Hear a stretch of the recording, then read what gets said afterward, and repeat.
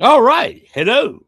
Oh, whatever time you're watching this, if you're watching it live, good evening in the United States anyway. Watching it worldwide, whatever time of day it is for you. If you're recording, I don't know what time you're watching this show. If you're watching it in the future, which you probably are, if you're watching the recorded version, hello, send me lottery numbers, please. I kind of need a new hat, need some new shoes. Pants are good. All right. We are going to have a special guest. He's also on the network here at All Access Network TV. We've talked a couple of times before. He's a great guy, but we're going to bring him out in just a second. Please forgive me tonight if I seem to have the sniffles.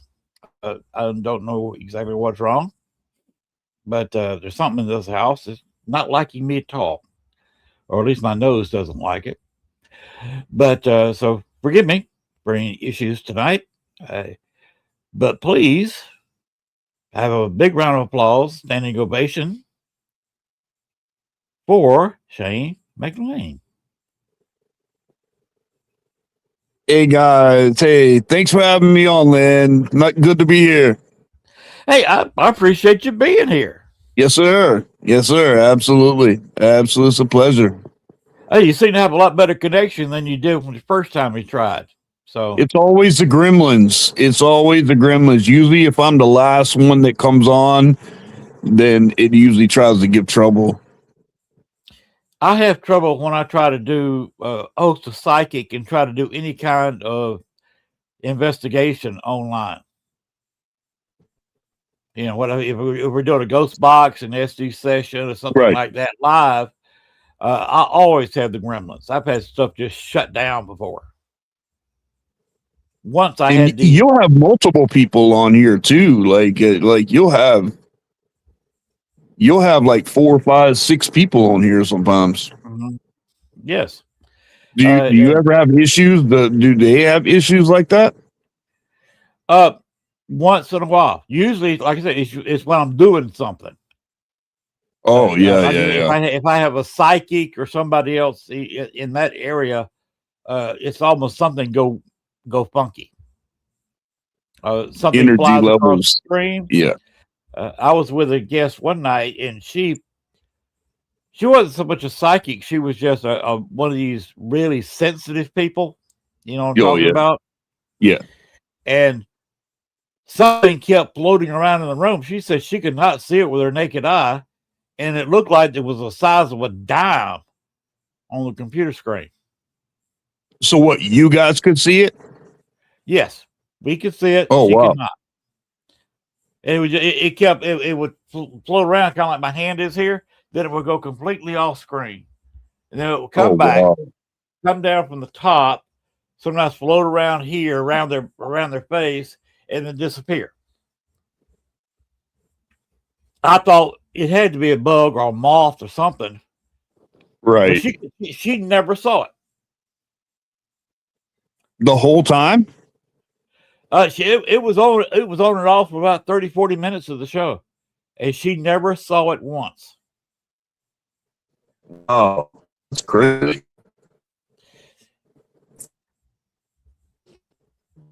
That is crazy. Yeah. And I wonder how she didn't see it. Like, you don't think she saw it? Like, if she went back and played it? I never asked her that. That would have been an interesting question to see if she saw it when she played it back. But it was visible on the playback. She just could not see it in real life. I got some good orbs too. I got some good orb pictures too. I had a friend of mine that actually was able to have a program to where he could magnify 10,000 times, and I've got orbs where you can actually see like legit faces in them. Oh wow! Oh, what was so funny? This was not just an orb. It looked fuzzy. That's why I said it looked like a bug. And you could see it moving. That's why I said it was a very large flying bug or maybe a small moth flying around. Because you could see something moving. It was not perfectly round like a lot of orbs are. Wow.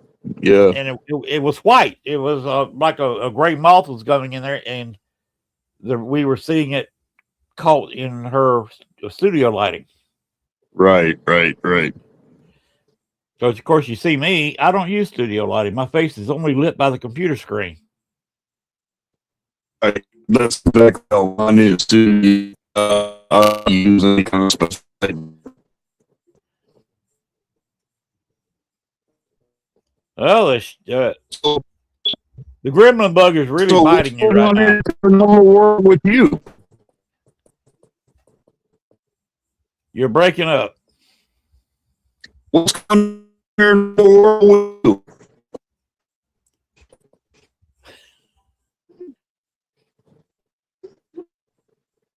Can you hear me? Yeah, I can hear you, but I can't understand you. Oh, I said, what's going on in the paranormal world with you? Oh, okay. Now the past Saturday night, I've been doing some work around the house, and I didn't have time to do the show. But I've been doing a midnight special show on Saturday nights, midnight Central Time, and doing a Echo Box session. And I'm getting some regulars coming by. One person says prison, so I'm assuming one of the spirits that they're talking about or themselves was in the local prisons just a few miles from the house. Whoop, there goes Shane. Maybe when he comes back in. Maybe he'll get back in. Yeah, maybe he'll get back in and be straightened out. Yeah, because I know he was having a little bit of Yes. technical issues there right before we started the show. So maybe when he restarts his phone again, he'll come back in a little stronger. So how have you been doing? I've been busy. Got a show coming up this Sunday and a round table and etc. Here we go. Is he back here? See if he pops up here. He's spinning. Yep. Spinning wheel of death. Well, depending on what the weather is between here and there and where you guys are at too, because I know we're getting a lot of snow here. Oh, well, this is Arkansas. No snow. Well, in fact, we had a high today of 58. Tomorrow the high is going to be 62. Yeah, he's still spinning here. It was a nice fall day here today, and will be so tomorrow.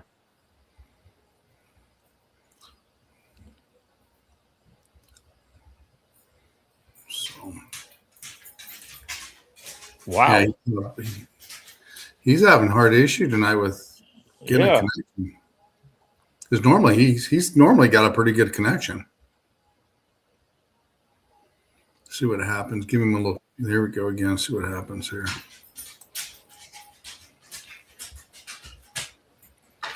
Wow. There he goes. I don't know what happened, but little things now. Wow. Sorry about that, Len. You are breaking up really bad. You're freezing. I know it cut off. Everything just cut off. We're like, I don't understand it. Hold on. Let me try something, Len. Hold on 1 second. Hold on. All right.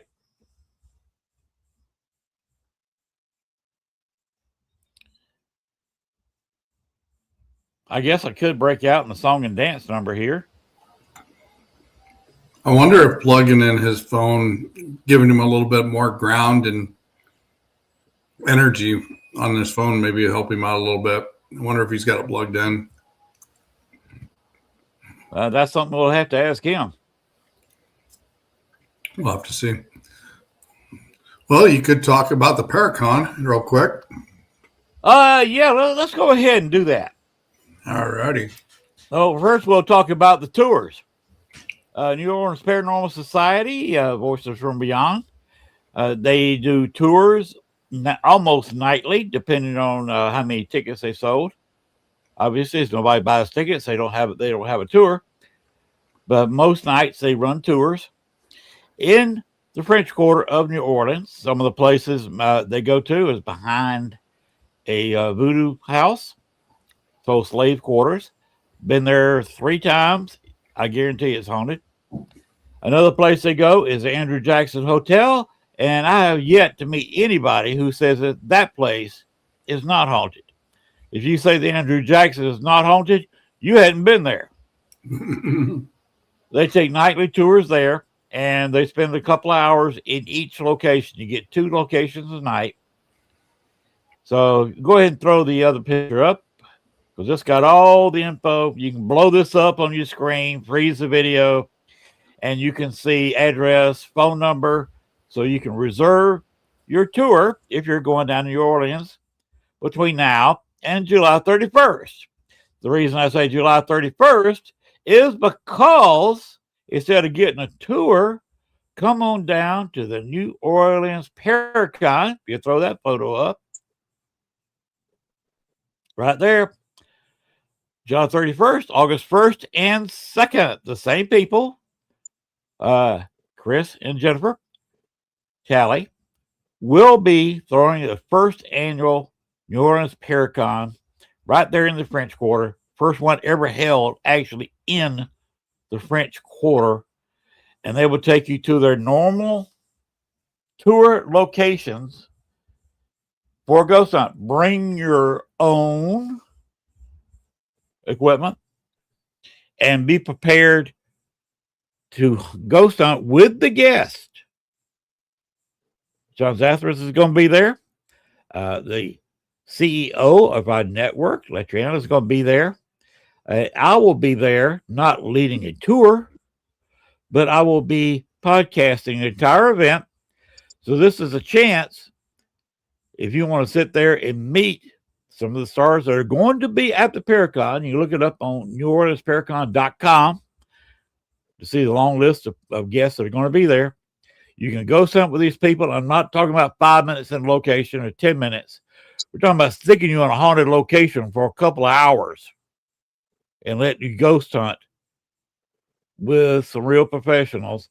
And since I will be podcasting it, you'll get some FaceTime live on the All Access Network TV and all their watchers watching you ghost hunt.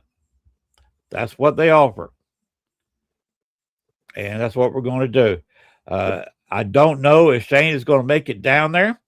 They have got several guests from the Catholic Church that will be guests at the Paracon in case somebody runs into issues, because there's going to be ghost hunting 3 nights.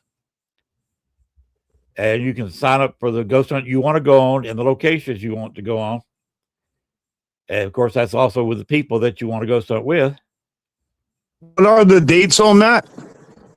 Yeah. July 31st, August 1st, and 2nd. Oh, next year, obviously. That would be our organization is actually out of Texas, and I live in South Carolina. So I'm sure if we could plan something, I would love to have him and I, to be able to be there, especially, representing Knights Templar Independent Christian Ministries.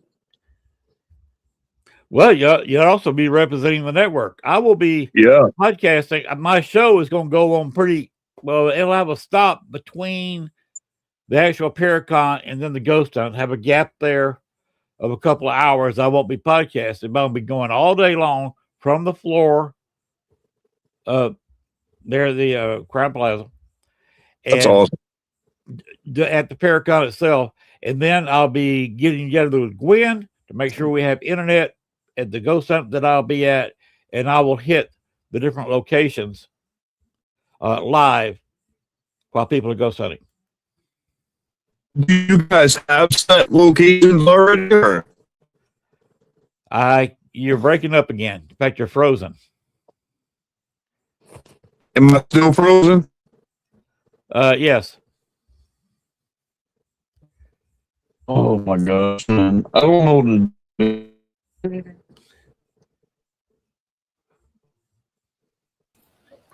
It could be the weather interfering with satellite. I don't know. It's really aggravated. Because normally Shane has a pretty good connection all the time. And hopefully you can get that resolved. Yes. Yeah, we're going to have a lot of fun in New Orleans. Yeah. Starting July 31st. That's going to be a heap of fun. They were supposed to make me a video. They haven't got it to it yet. What I've got to do is go to their site, get a few pictures, the names of the guests, and make my own video. Yeah. Maybe next week I'll have that. We're not working on the house until after the first of the year. So I've got a little bit more time on my hands to do that. Right. Here we go. Maybe he's back here. There he is. Right there. Sorry, I don't know what's going on. I've never had this issue like this. It could be just because of the weather, Shane. Sean wanted to know if you got your phone plugged in. So,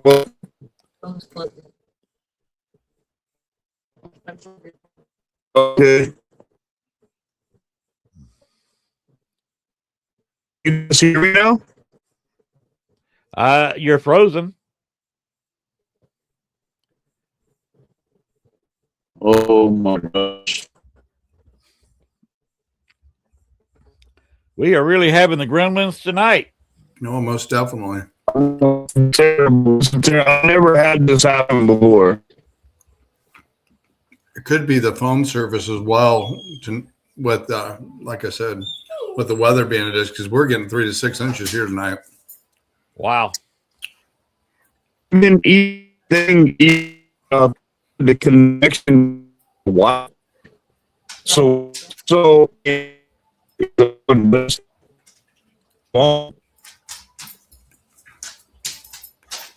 going to drop him out and put him back on here real quick. Okay. See if that helps. Not do any better there, Shane? Yep, there it goes again. Wow. Yeah, it just could be the phone service too on top of it. Yeah. Remember, I used to be held victim by the cell phone towers. And if you got any kind of bad weather, I would have trouble. Oh yeah, I remember when my internet was really bad, and I would run into issues, and I finally got fiber optic, and I haven't had any issues since. But yeah, I know what it's like to go through what he's doing, and it's aggravating.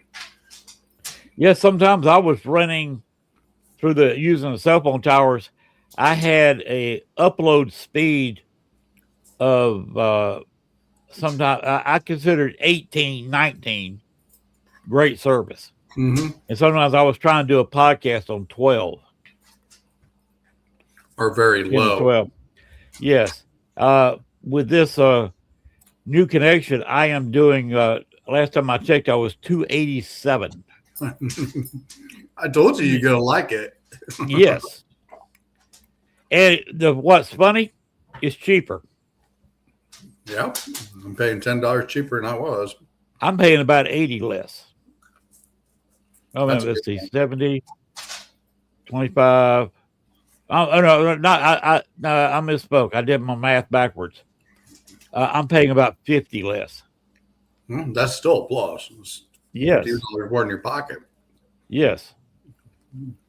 So, but yeah, hopefully it gets in there and resets his phone a little bit and see what happens here. All right. But I'll go ahead and answer his question. I am not doing a whole lot in the paranormal. I haven't been, except my Saturday night. And that past 2 weeks, I hadn't had time to do that. I've either been getting up early in the morning, like last Friday. Guy came over here at 8 o'clock in the morning, and Saturday I was just exhausted working out in the yard, and woke up at 5 o'clock Saturday morning, and I hit the bed by 10. Mm-hmm. So I hadn't done that a whole lot, but it's interesting the spirits that I have. Yeah. He said one woman keeps saying prison. So either she was in prison or there's somebody in the room that was in prison. One of them actually got in contact with me on the last show a couple of weeks ago. I walked into the living room where my input is, Mm-hmm. and I saw some motion in the air walking in front of me, and I reached out my hand. There was a cold spot. It walked right up to me. So I asked them, please, not to sit there and walk up on me and touch me like that. And they backed off, so I got a little space. Wow. But I could still reach out and feel the cold spot. They got into my comfort zone, and I had to ask them to back off a step. Right. You got to set those boundaries for that once in a while, because some will just walk right up into you. Yeah, this one just walked right up to me, and it was female. At the time she walked up on me, I heard the smoochy sound like that. Huh? Come over the speaker.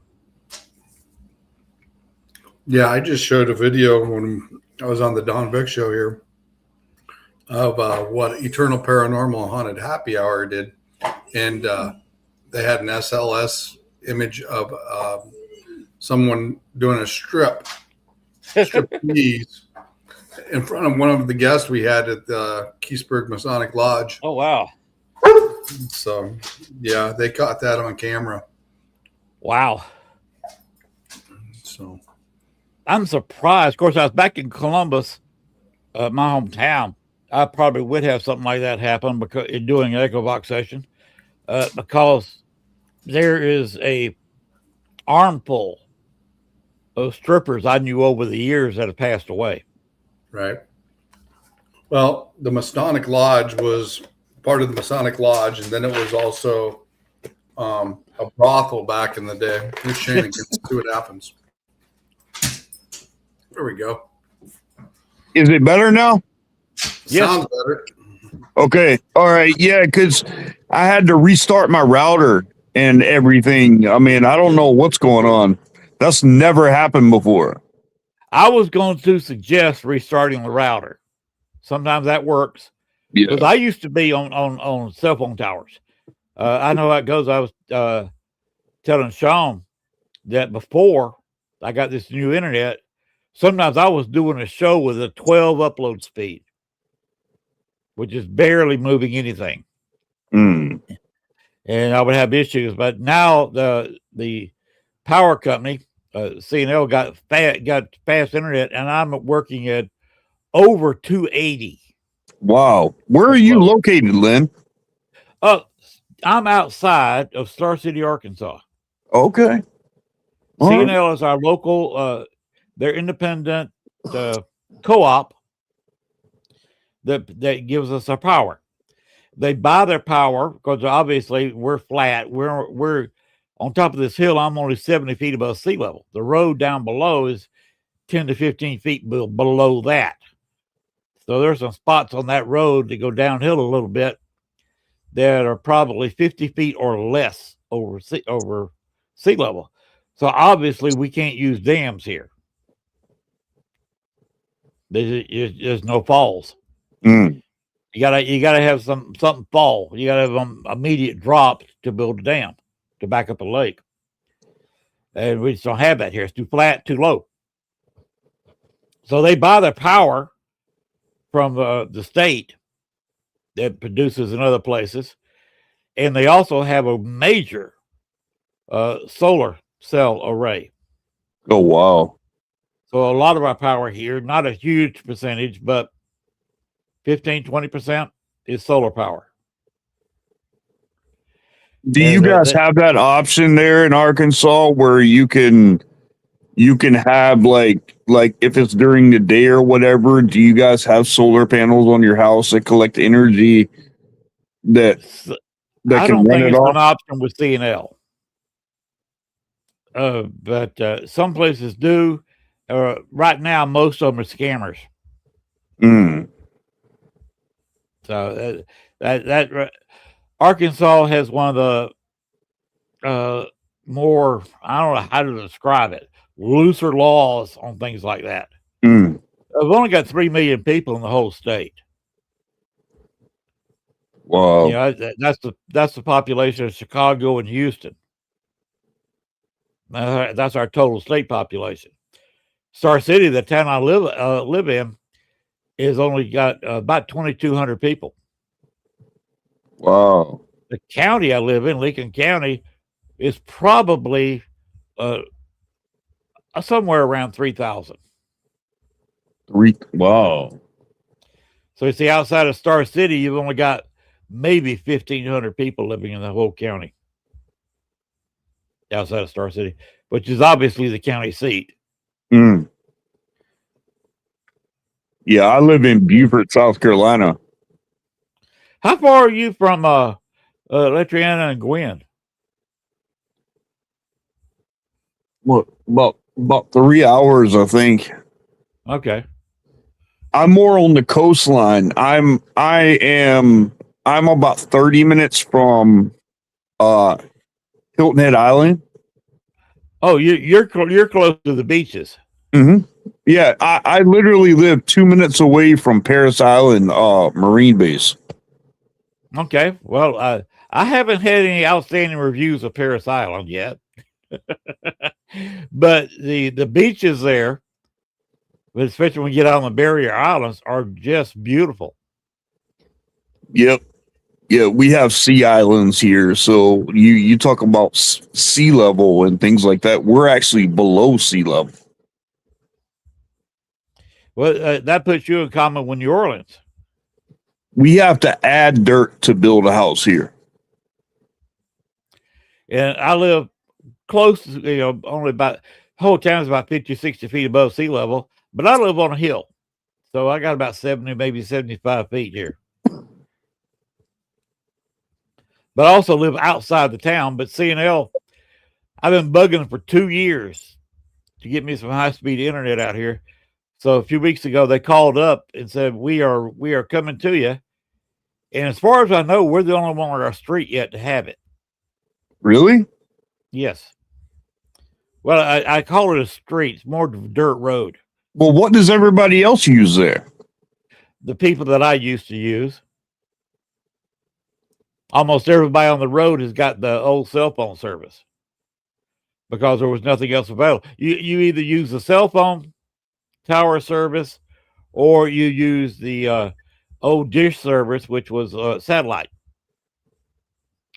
which was notoriously slow, and they even put a limit on you. I could not do a podcast until I was able to pick up the cell phone tower stuff because on the satellite, I was limited to 80 gigs of upload, and you're going to do that in 30 minutes of a podcast. Yeah, no kidding. No kidding. And I would have had dial-up speed for the rest of the month, just doing one 30-minute podcast. So I couldn't do it until I got the cell phone service. Then about 3 years ago, I was able to start a podcast. And now I'm on this extremely high-speed internet and paying less for it. So to say I'm happy is an understatement. You asked me what I'm doing paranormally. I do a show on Saturday nights called the Midnight Special Paranormal Show. And I actually invite spirits to come into the living room. This was a dead spot paranormally when we first came here 10 years ago. But opening up an echo box and the opportunity, the ghosts find you. And I've had quite a few local spirits coming by and have the locals. I recognize their voices, things they say.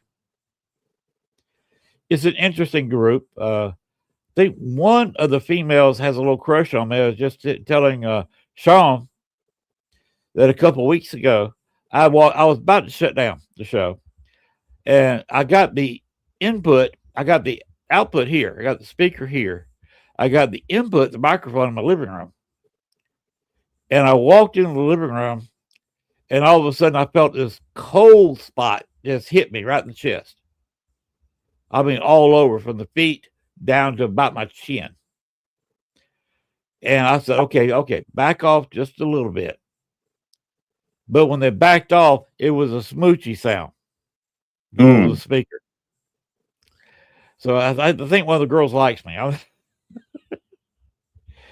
It's strange behavior, and funny that I would be standing in a cold spot, and all of a sudden the speaker, which I was about 30 feet away from, comes up with a kissy sound, very loud. And what I do, you can see my mic if I pick it up here. It has behind my name. And what I do, I set a speaker up where it's right into the mic. I shove the speaker almost right up against the microphone, so people can hear, what is said even clearer than I do. Is every week. It used to, when I first started, I would get nothing. I leave it on for an hour and get nothing.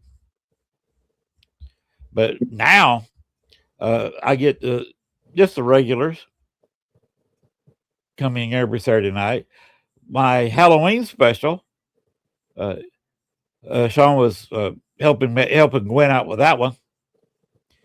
I was, of course, for the not the Halloween show, Days of the Dead show. You got All Saints Day on the 1st. I'm not, well, you know all this. And of course, All Souls Day on the 2nd. All Souls Day is respecting everybody.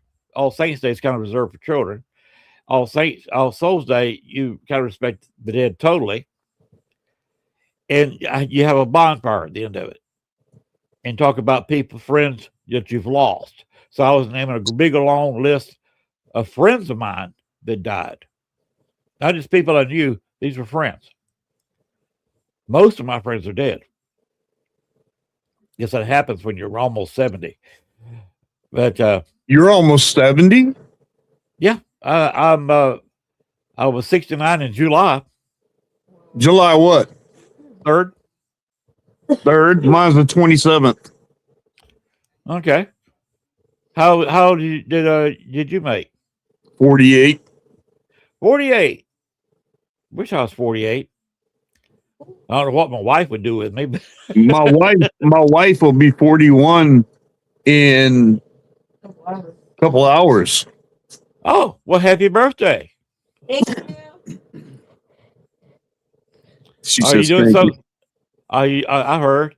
Are you doing something special for her? Cooking a meal or? Well, it's just her and I. Our son is probably going to come. She got her birthday presents from me already. And our son will probably come over, and I would love to cook something tomorrow. I just want to stay in my PJs all day. Yeah, that's what Angie said. She just wants to stay in her PJs all day. There you go. Nothing wrong with that. Watch Pam Harris said their oldest daughter will be 46. Yeah, I'm 69. I'm not sure how a 69-year-old's supposed to act. I mean, I've never been here before. But yeah, well, you see this old gray beard. But that's deceptive. Yeah. I grow a beard during the wintertime. I have a lot of fun. You notice I got a red shirt on tonight. And when I went downtown today, pick up a few supplies, which, by the way, is a 10-mile one-way trip. Wow. So it's a 20-mile round trip for us to go to the grocery store. So we went in town, filled up with gas. We got 3 gas stations in town. Our car only takes premium. I've got a 2006 Dodge Magnum with the 6.1 Oh wow, yeah. liter, the bigger Hemi at the time.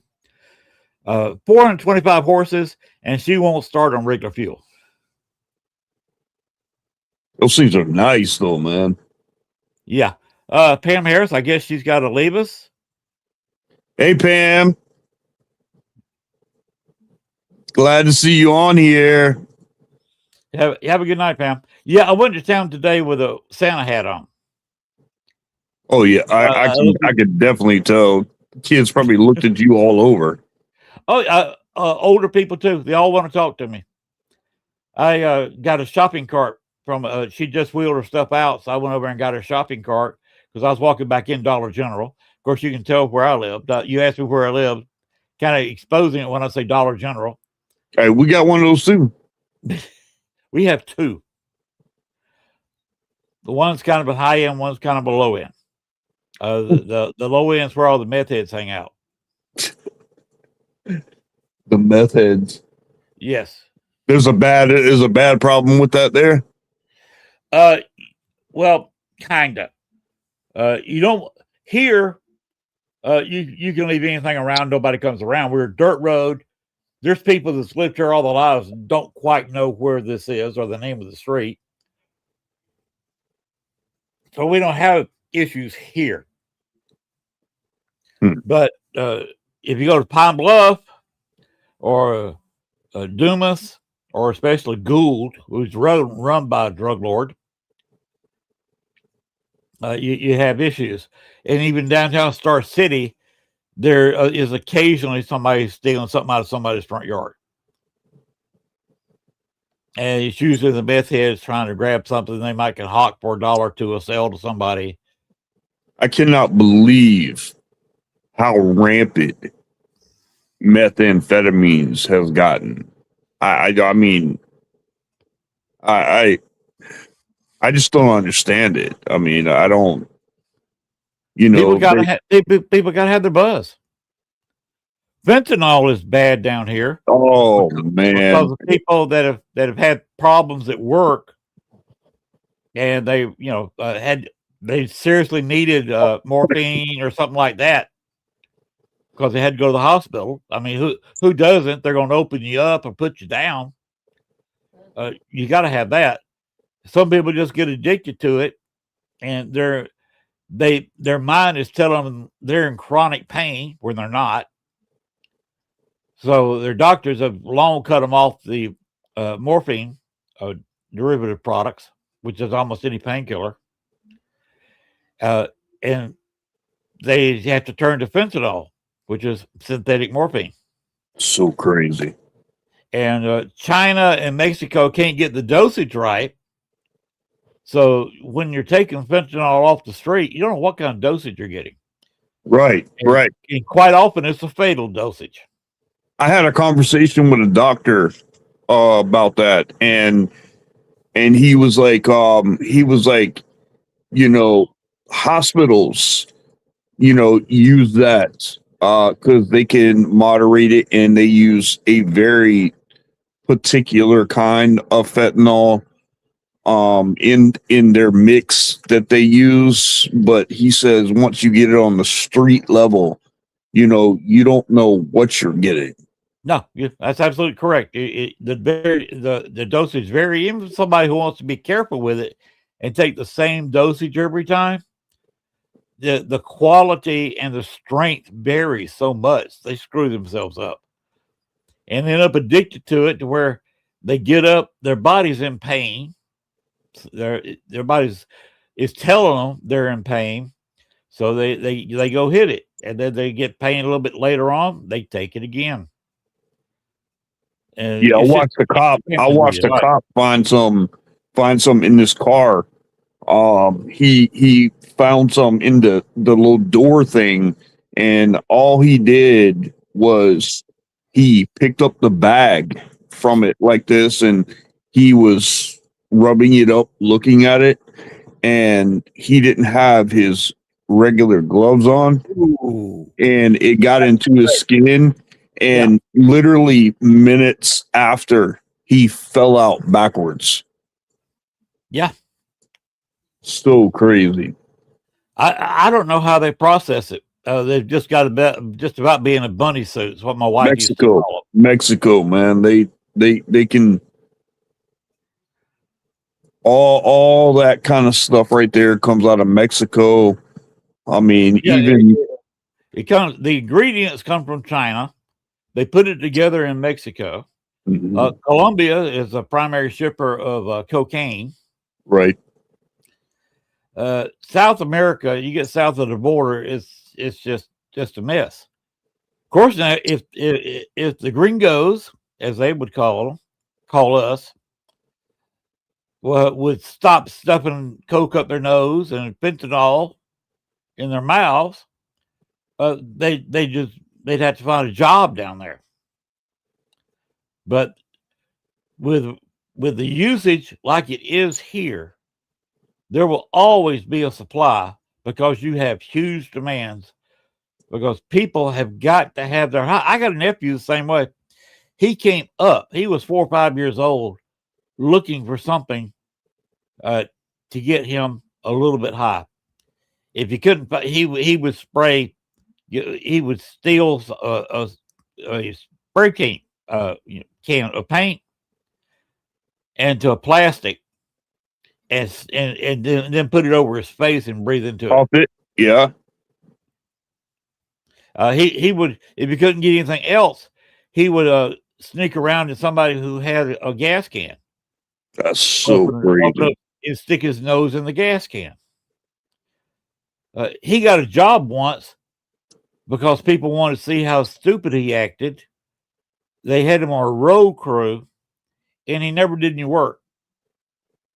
They would sit there and supply him liquor time he clocked in, and he was sitting there being paid by the boss man, and he was doing nothing but entertaining the other workers because he started staggering around drunk. They were just seeing how long he'd be before he passed out. That's my nephew. It's crazy the way this. What's worse down there where you are, methamphetamines or fentanyl? Both. There's not one worse than the other. Both about the same.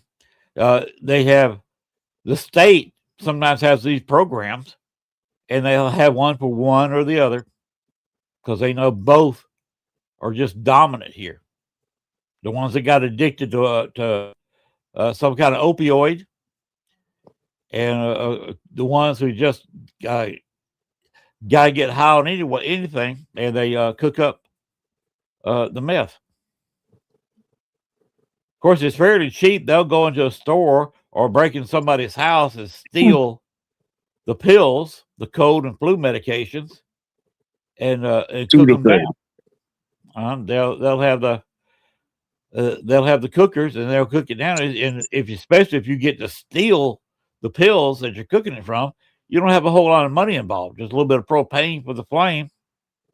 Of course, every once in a while, you see somebody doing it in their trailer or doing it in the house and burning the house down. Yep. I've seen that happen. So people trying to cook up some meth in a trailer, and if you've had any experience with a mobile home, aluminum will burn. Oh yeah, 100%.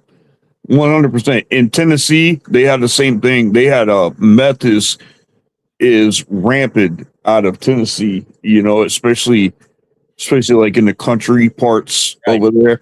Well, up in the mountains there, this guy had a separate trailer that was on his thing, and that's what he did all day and all night.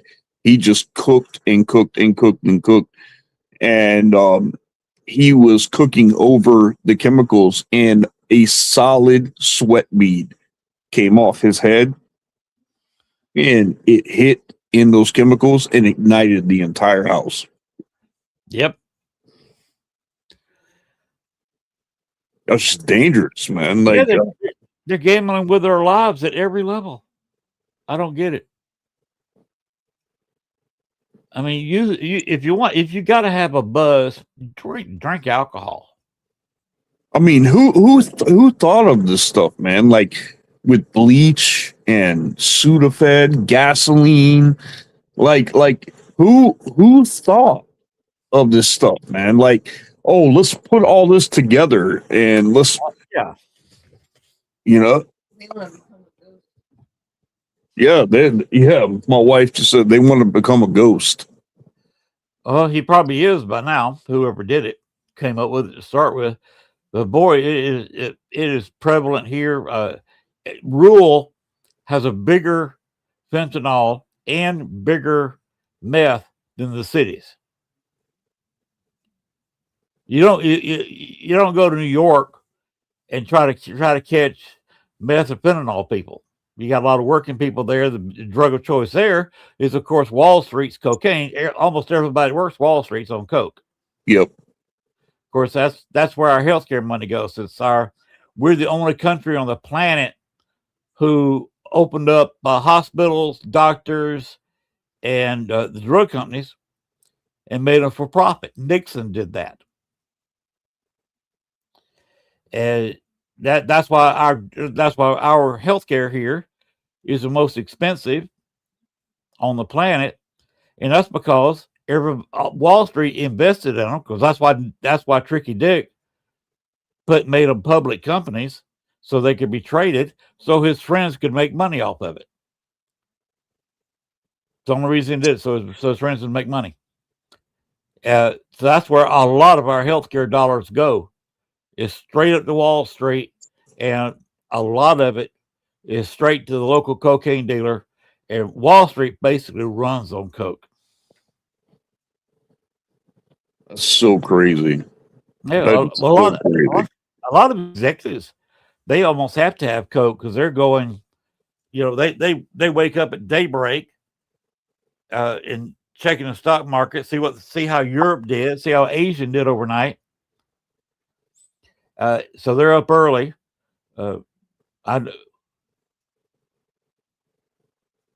Yeah. Our healthcare system is just nuts here, and it all dates back where it was all made public.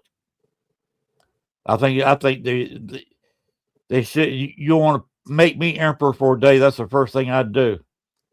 Is just tell these companies that, look, you got to buy back all the stock in your companies because you're going not for profit again. Yeah, selling out the big pharma. Yeah, the big pharma, big hospitals, doctors, anything to do with healthcare, it would all be not-for-profit corporations. You wouldn't lose salaries. I'm not talking about changing everybody's salaries. Not-for-profit means they're not making profit. They're paying their bills. Mm. Oh, yeah, Laura's got a good point. And a lot of working people, January 1st is going to be right off their insurance, because without the subsidies Obama put in because of COVID, the great big beautiful bill that they passed earlier this year takes away those subsidies starting the 1st of January. The poor people, they don't get they didn't get the subsidies. They just got Medicare, Medicaid, and Obamacare. That takes care of them. But your working people, your middle class working people, people working at McDonald's, your people that don't have insurance, health insurance. Wow, you see what Laura just said in her last post. What did she say? I'm disabled and it costs me $8,000 a year. And she's probably going to end up with an increase 1st of January. A lot of people are going to completely lose their health care, because it also labels where Obamacare stopped them. They had to go with pre-existing conditions, and they couldn't say no to procedures you need. With this, at 1st of January, if they don't want to pay for your procedure, regardless of how bad you need it, regardless of how many doctors say you have to have it, they can say, we're not paying for that. So this is literally going to kill several thousand Americans next year.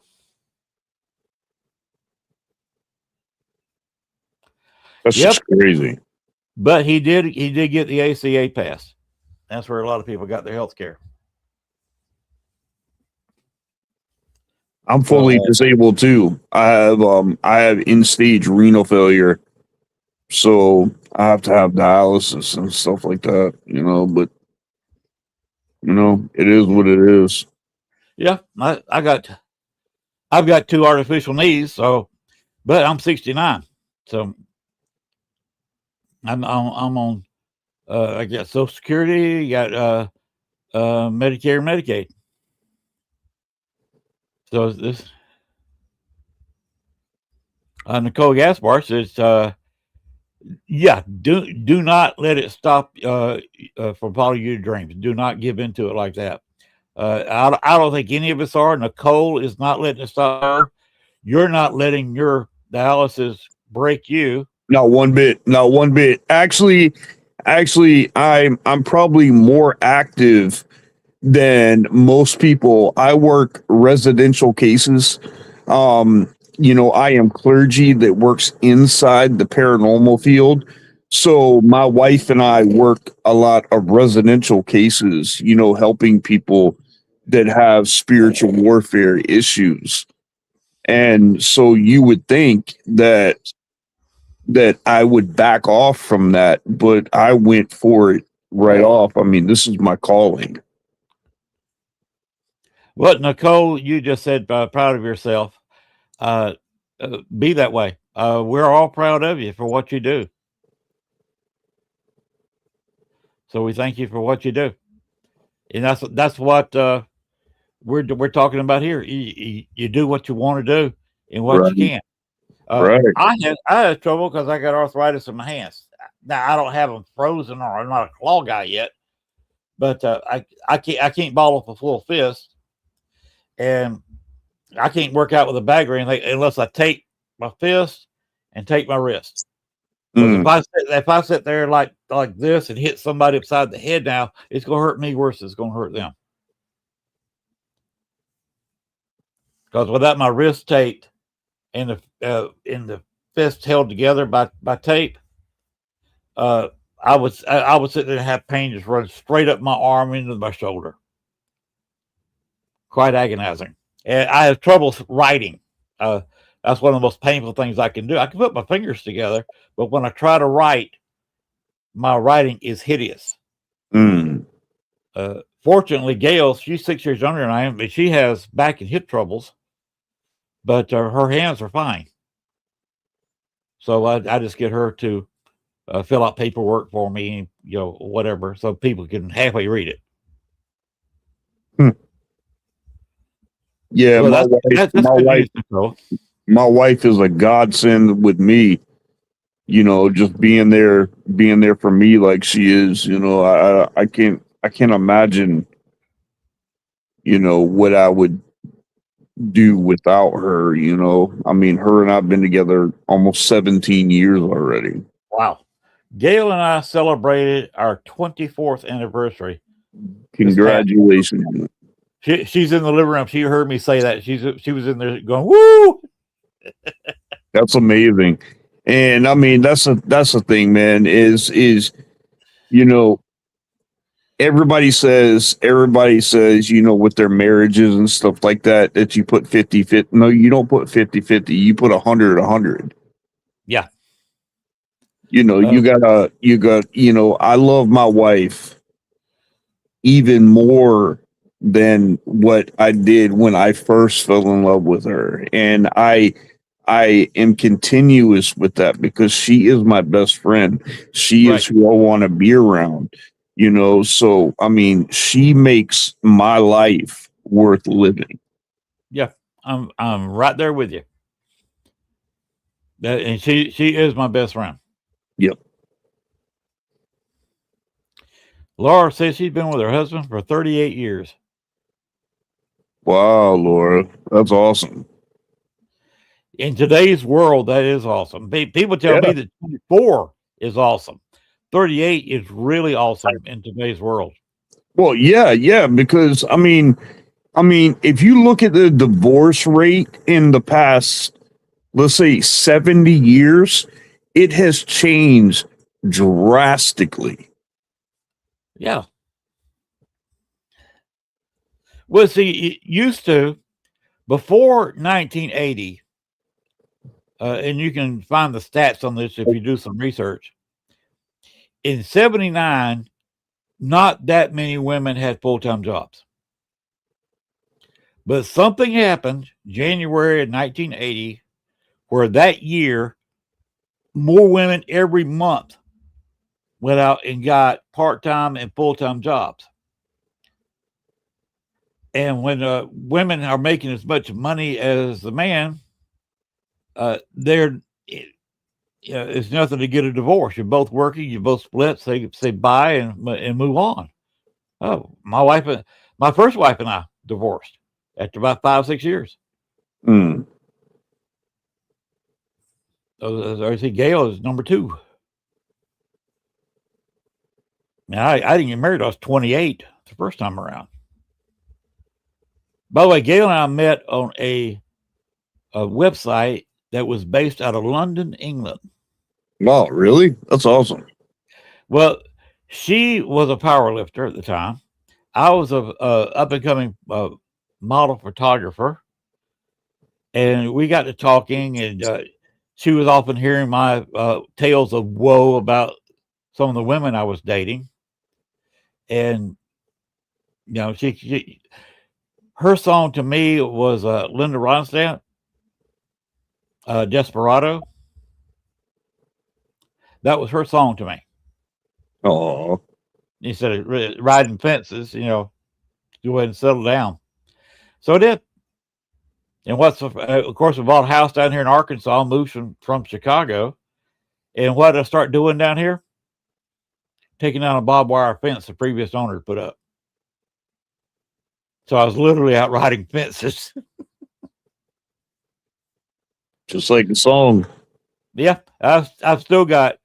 I got this winter where the foliage just kind of cut back. I got to go out there with my wire cutters and go out and cut up the rest of the barbed wire that's still out here. He had horses. 4-acre lot, and he had about 5 horses out here at one time. Mm. He was a little bit of a nut job. Nothing in this house is square. He built this house back in 85. He was no real great carpenter. And the more I add on and try to repair, the more things I find out is square. You may have heard me talking earlier about me having to spend a lot of time working out on the house. We're adding a room. I had a 32-foot by 10 porch on the house. So what I'm doing, I'm having to shore it up a little bit because it wasn't properly blocked to carry weight anyway. One wall had to be straightened up. We had to disconnect it, straighten it up, and put it back in place. One side I'm walling up. I'm building a 10 by almost 12 workroom on one side. I'm building a anteroom, sometimes called a Florida room is the most popular name for it. So where you walk in a door, it's like going into a bank or a grocery store. Yep. Where you walk in a door, you walk 3 or 4 into another door. So what I'm doing is building a little anteroom, just putting a storm door on the outside. The windows that open and shut so I can open the screen door during the spring. And on the other side of that, for the other 8-10 feet of the porch, we're screening it in with some plastic shades I can drop during the wintertime to kind of keep the room a little bit warm. Right. I'll screen it in thoroughly so we can go out there and enjoy, spring and fall. Yeah. And just close the shades for summer and winter. And that's right by our living room. We want to keep that room a little bit warm. The room, you see this white here? Yeah. There. See the white way in back? There? Yeah, I see it. That's Larry Curly and Mo back here above my head, by the way. But you said that's a big ghost hanging there. Mm. And it's up against this wall where my workroom is going to be. So I got some construction going on here. I got to finish. In fact, my studio lights that I usually use, UV lights, is on the porch just to get them out of the way, because there's 3 big pieces of furniture in this room I got to move, putting baseboards down. Plus, I got to pull out all the wires, because to get the maximum speed out of my computer with the cell phone tower internet, I wired it. Now I can run wireless with the speed that I've got with the new connection. Hmm. So do you have a lot of neighbors out there where you are, or like how much property do you live on? That is an interesting question, because that changed last year. We bought this house 10 years ago, not quite 10 years ago. March, April will be 10 years. With a house that needed a roof and some other work, on 4 acres of land for $18,500. Wow, what? And that's a 3-bedroom home. Now it's only got 1 bath. It's got a 12 by 24 kitchen. It's got an addition added on to the original house. The original house built in 85. About 7 or 8, 10 years after that, he added a 32-foot. Oh, wait a minute, 24-foot by 24 addition. And that's the bedroom and a kitchen. I've got a 12 by 24 kitchen, which just sounds like a lot of room. Then a bedroom is in the other half. Then a few years ago, I sold the trees off the 4 acres and got almost $3,000 for trees. Really? Last year, the neighbor behind me, his son come of age and was engaged, about to be married, and he wanted, because of the law here, you had to have 3 acres to have a septic tank. So they divided it up 4-acre lots. He wanted to get cheap as possible a lot that was linked to his father's. So what he did, I sold him the back 2 acres, which I didn't need. I'll be 70 years old this summer. I do not have the legs to work 4 acres or to even cut that. Right. So I sold him 2 acres for $5,000. That was totally wrecked from where they took down the trees. It was really messed up and needed a lot of work. And him and his dad went out there and worked for weeks, getting all the scrap wood out of it, cleared it up, and he went talked to a trailer company and dumped a beautiful double wide in the center of that 2 acres. So I got him back there. I got his dad next to me. Granddad is behind me, because they're now, what they did, I got grandfather to go under that law. Since I bought the lot, it was 4, it was legal to have a septic tank. We checked the law. They godfathered me in. And he just hooked his up to the other lot, which makes them having a 6-acre lot now. I got somebody across the road from me, but my house sits almost dead center of the 2 acres. Now, on the right in front of me is 2 4-acre lots, empty, still full grown with trees. And somebody rents the house the 3rd lot over. The trees that you had on there, were they pine? No, they were oak. Oh, wow. All right. Yeah, we needed the money. And I don't like trees that close to the house, because you have a windstorm, limb falls down, you need a new house. So cut all that down for right at $3,000. So do the math: $5,000 for the land, $3,000 for the trees. Take that away from $18,500, and you see what I really got in this house. Might as well Yeah. say $12,000 in the house. And of course, I got any improvements I'm doing, put the roof on it. Figure I've got maybe $25,000 invested in this house. And that's not bad. Like I said, it's 3 bedrooms. I'm adding a room that could be used as a bedroom because I'm putting insulation in the workroom so I can sit out there during the winter and summer. And Mr. Ghosty here hides a window. So if I wanted air conditioning, all I got to do is open this window. I got my air conditioning. You can see the corner of it way up here by Right. Yep. Curly. You see that little right up here. Right. The little white thing right there. That's the bottom part of my mini split that I have. And with the mini split blowing here with a window right here, that room was going to be cool during summer if I just opened that window. Or it'd be decently warm in the winter. I lived 7 years in Colorado, and people there have swamp coolers. You ever heard of one of them? Yep. It's very interesting how they work. Yes. I wouldn't care for doing that here. And now, you spend much time on YouTube? If you want a few laughs, she's got a great personality. Look up Wonder Hussy. Wonder Hussy? Yes. Okay. On YouTube. She, past 7-8 years, she makes a pretty good living because all her videos are monetized.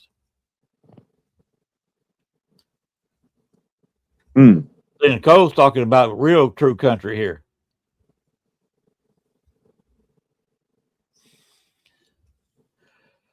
Yeah, I think it's interesting. You know, people use swamp coolers there, and like the swamp coolers will sit on. It's usually on the roof, and it's connected with like a garden hose. So cold there.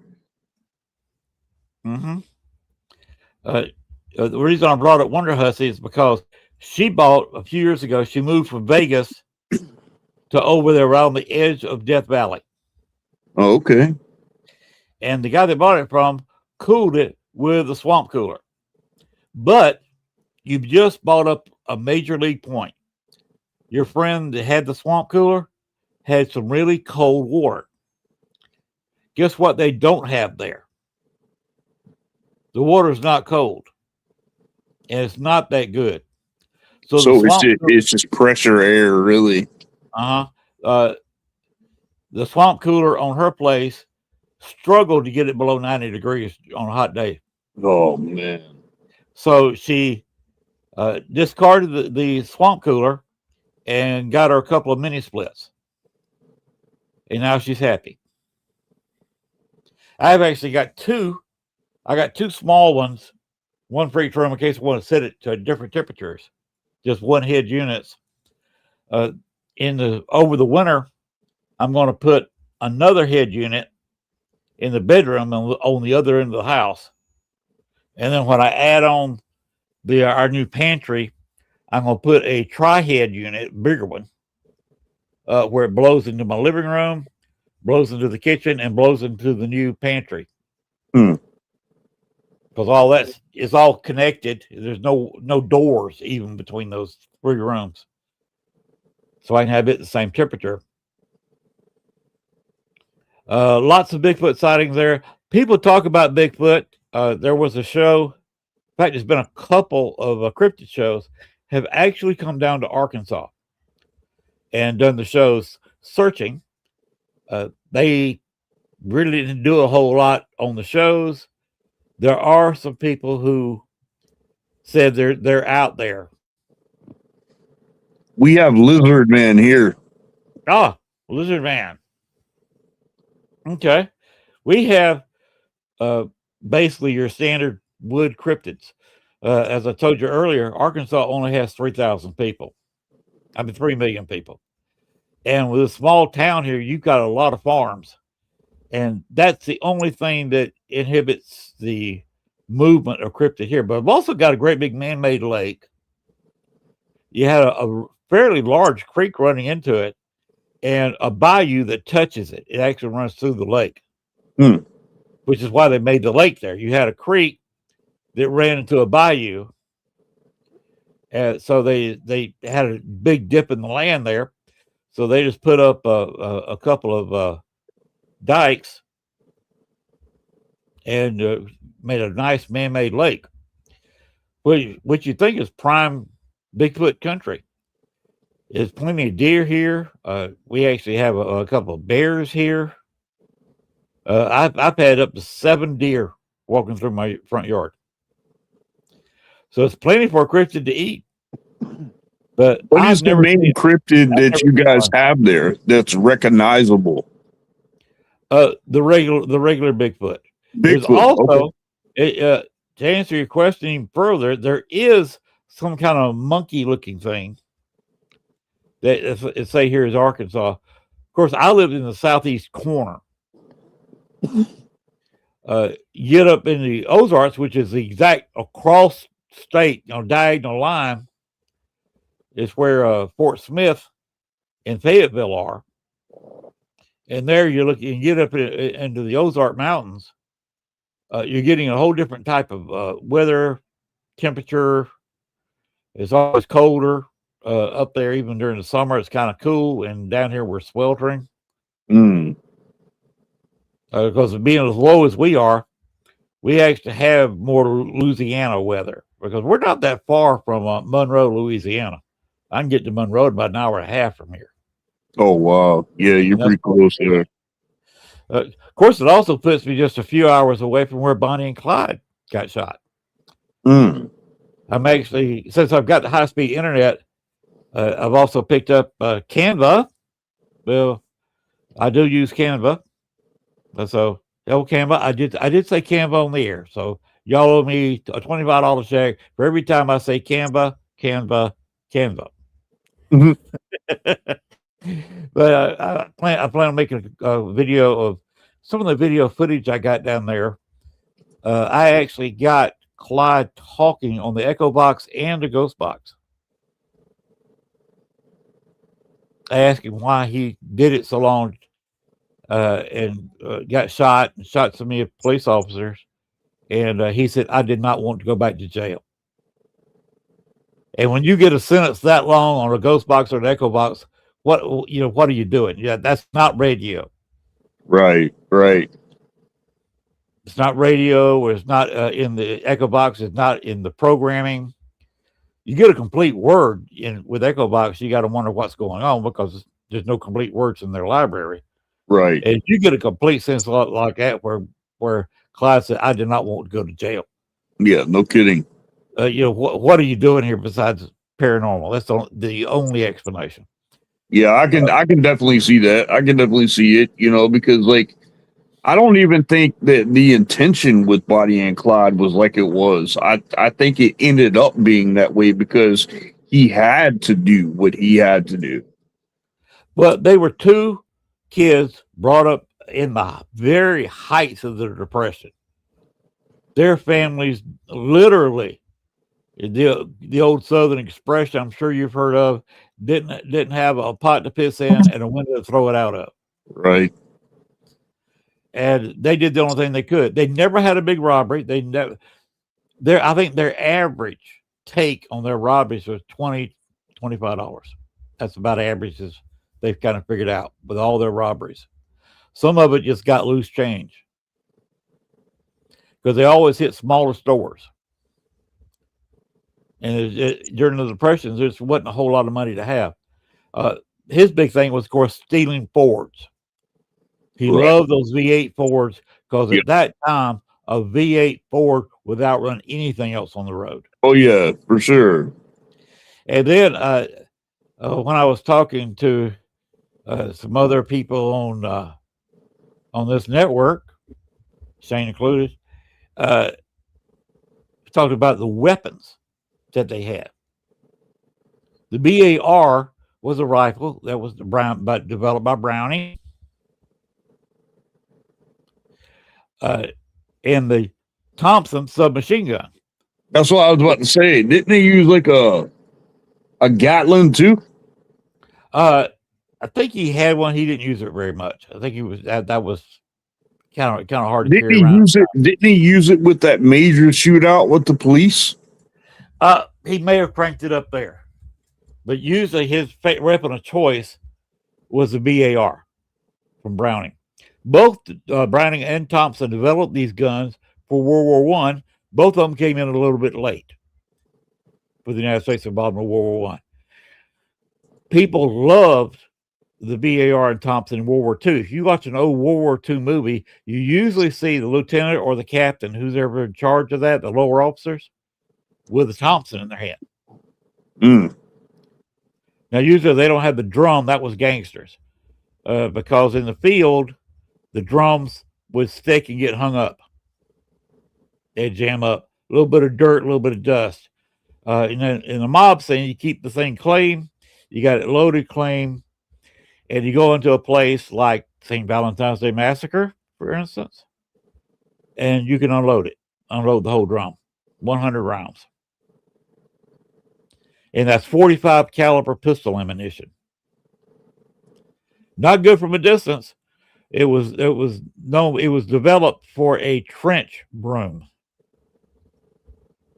where you could just go up there, and even with a long clip, you still got 30 or 40 rounds, and just spray it into a trench with 45 caliber pistol ammo. And the BAR was 30-06, but had a really long casing. It was, the whole bullet and casing was about like this with a BAR, and that packed wallop. It's also some of the guys called it heavy, but if you look at some of the pictures they found when they tried to get, they raided where Bonnie and Clyde were, and they got out of there but left most of their stuff, including a camera with undeveloped roll of film. That's where those pictures came from, when they're posing in front of the car. Bonnie and Clyde did not have those. They left it in one of their hideouts when it was hit by the police. But Bonnie is shown. Bonnie was a little nothing. She was barely over 5 feet, if that. That may be giving her shoes to wear. But she's standing there, acting like she's pointing a gun, no clip in it, at Clyde. She's holding a BAR with one hand. So when you start studying Bonnie and Clyde, she was a little skinny, short, nothing. Probably did not weigh 100 pounds. Because they struggled to eat. They ate most of their meals over a campfire. Because they couldn't check in hotels, especially the last few years. They couldn't check into a hotel. They had a couple of abandoned buildings they used for hideouts, but most of the time was spent in the car. Or they spent nights in the car. And that's where they had trouble with their other gang members, because you get 4 people in a car whose top speed is maybe 50 miles an hour going downhill, and you're cruising at most 35, 40 for hours, driving through various states, and you're just driving constantly, just stopping for refuel and change drivers. Tempers flare.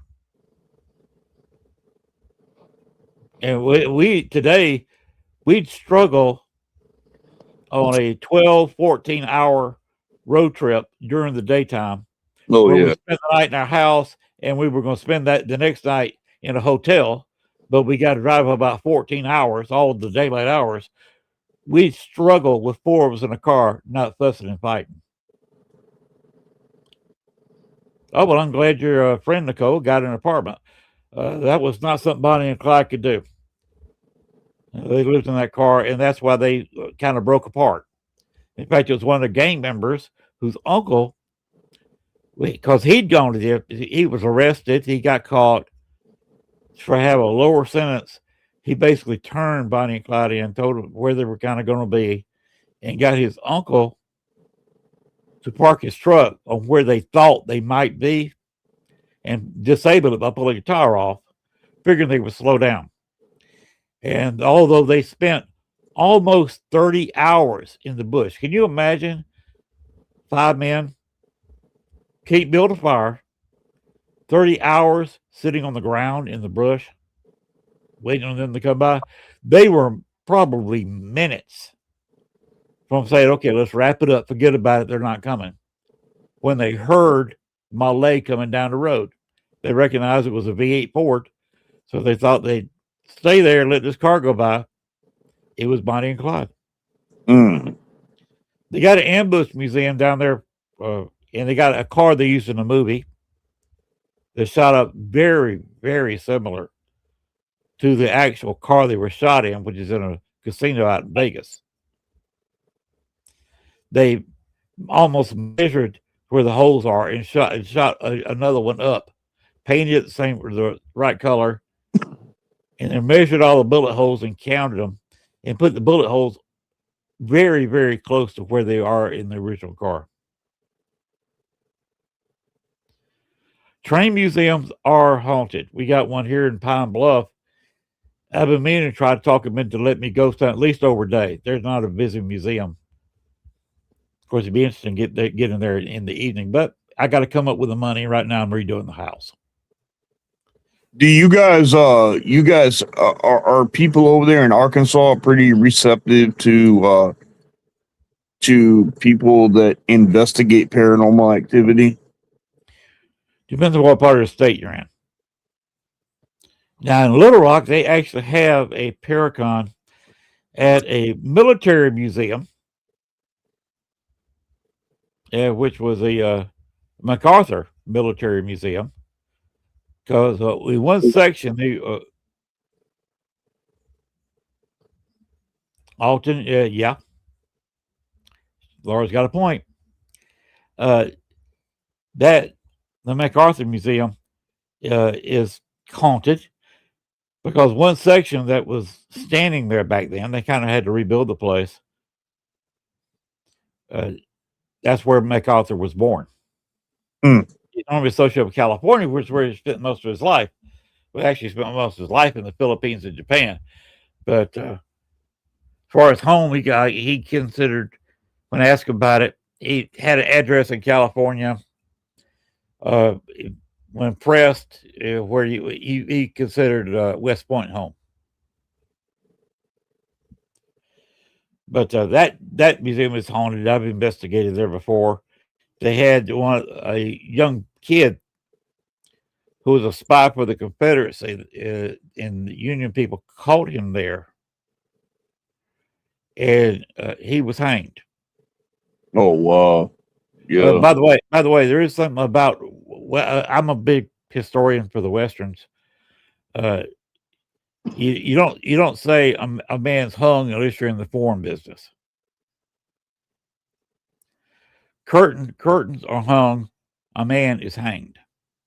Hanged. So when he's on the end of a rope, he's hanged. Now, if he's in a foreign movie, he's hung. That's the best way to remember it. But he was hanged right there, and they have a memorial at the spot where the gallows were built to hang him. And I have gotten through Echo Box him saying several words. Oh wow! Yeah, including I was hanged. So you have identifiable people that come through, like so you know exactly who they are. The people who come by on Saturday night, they don't give names. Like I said, you got a couple of women coming here. One of them says prison. One of them, all she says is rape. Rape. So I'm assuming she may be a victim of rape. Mm. See, Arkansas has pretty long history. You had where the Louisiana Purchase was first started measuring out, actually just south of here in Arkansas. So we have Arkansas's history going way back to the Louisiana Purchase. And you had, when slavery ended, you had most of the blacks that have been here, since the Civil War, came up from Louisiana. And you had a lot of the whites that are here come up from Louisiana to escape Catholicism.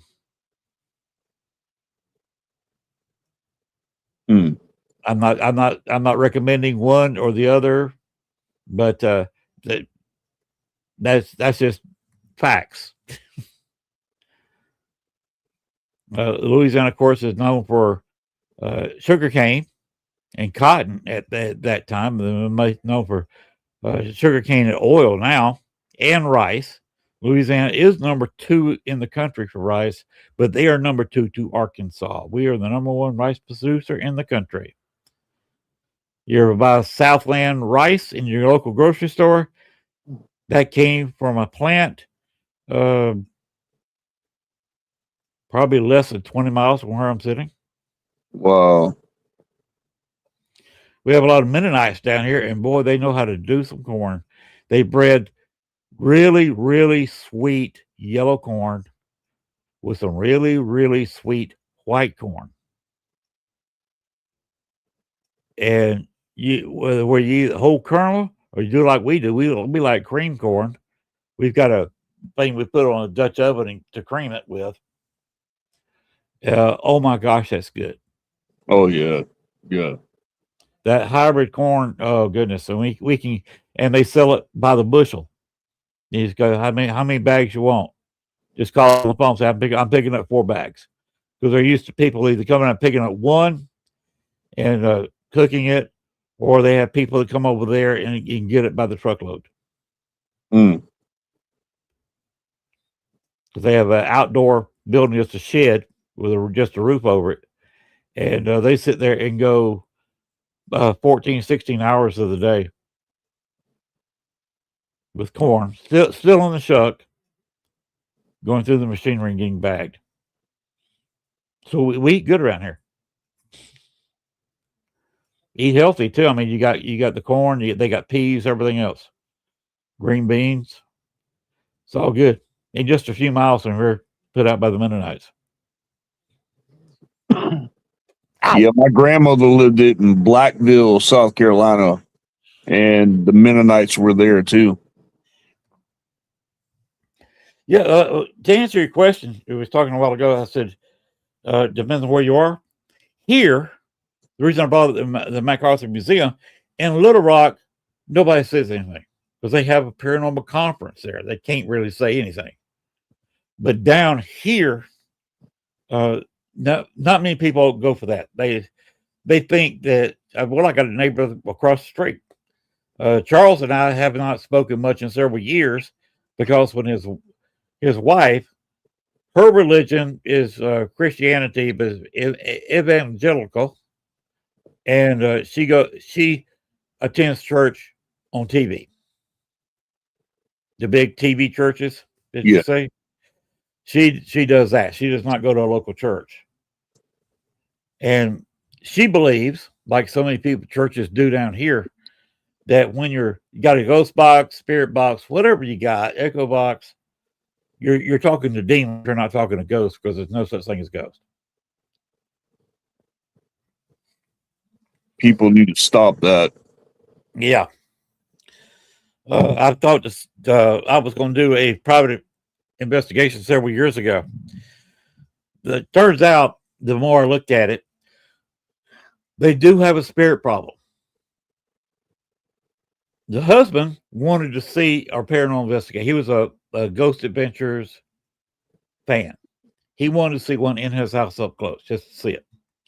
His wife, however, was evangelical. I always have trouble with that word, evangelical, who thinks you're talking to demons. So she would not allow me in the house and cancel the investigation.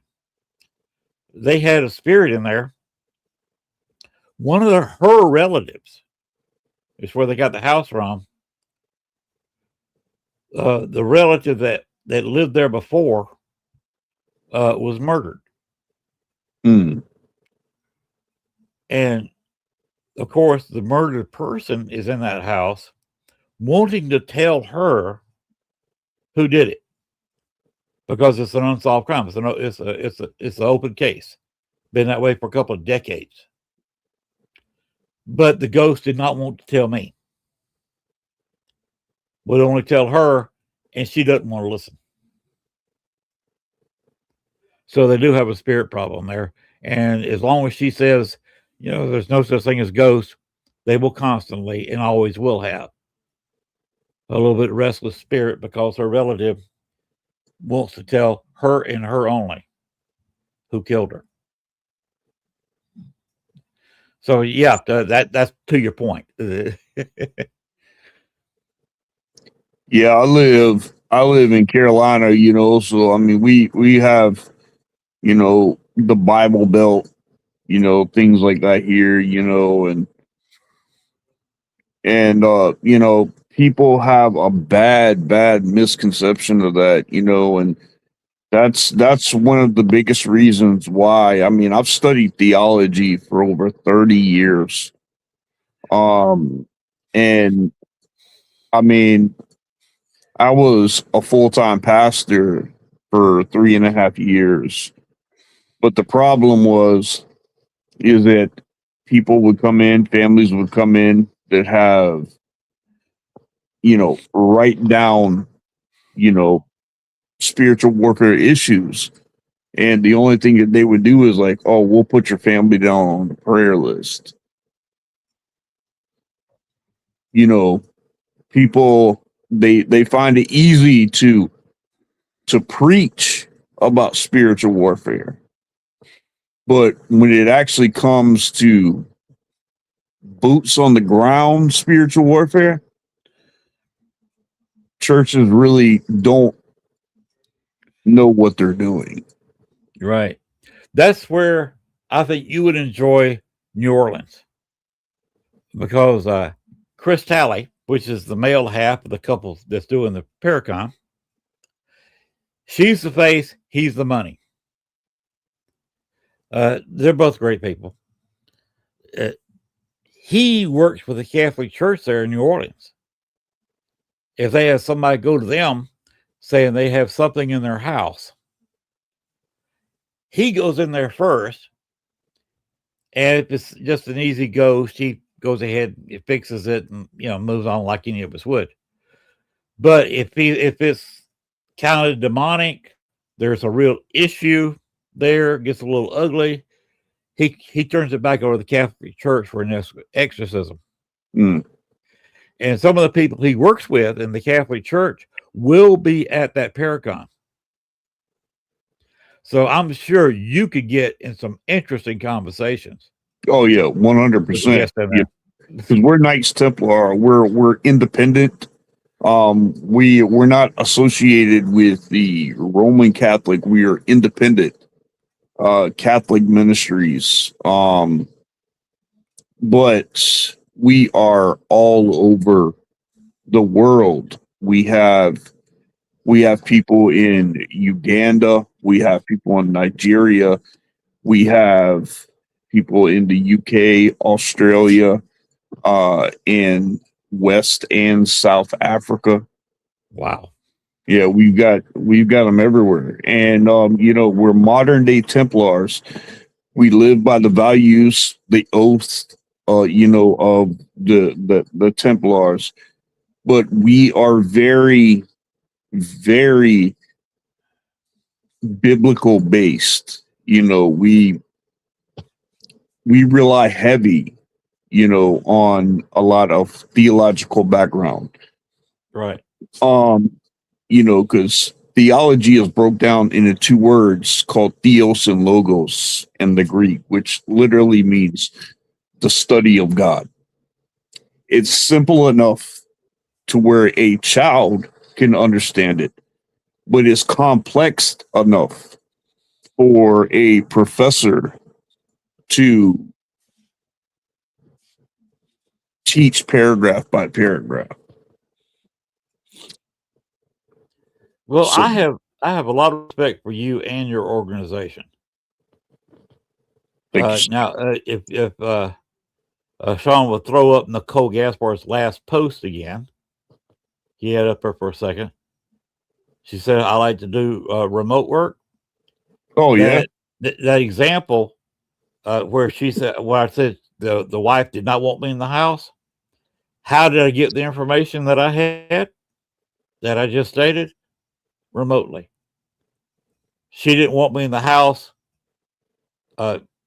investigating in person, so I just looked into it remotely. The spirit there did not like me being in the house.